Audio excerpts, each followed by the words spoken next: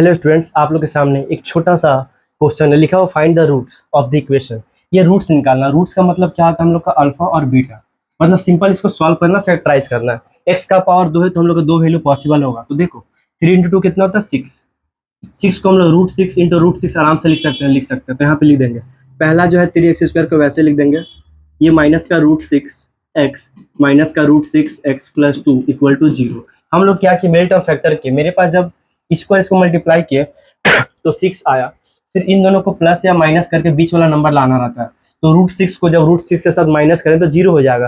तो हम लोग क्या करें, √6 प्लस √6 क्या होगा, 2√6 होगा। यहाँ 2√6 है लेकिन माइनस क्या, तो हम क्या करें, दोनों को माइनस कर देंगे।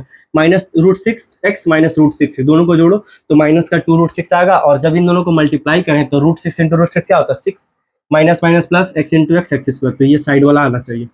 ठीक है, अब इन दोनों से कॉमन क्या हम लोग का, इस 3 में 2√3 छुपा हुआ है।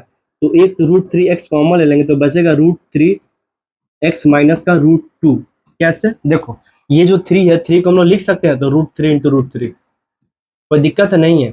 6 को हम लोग लिख सकते हैं क्या, √2 इंटू √3 √6 को। ठीक है, तो इसमें से एक √3 कॉमन है तो एक √3 बचा, x बचा। ठीक है, अब इन दोनों से क्या करेंगे, माइनस का √2 कॉमन ले लेंगे क्योंकि हमको तो पता है कि ये जो 2 है इसमें √2 इंटू √2 छुपा हुआ है। तो एक √2 जब कॉमन लेंगे तो यहाँ पे बचेगा √3x, यहाँ बचेगा माइनस का √2 इक्वल टू 0।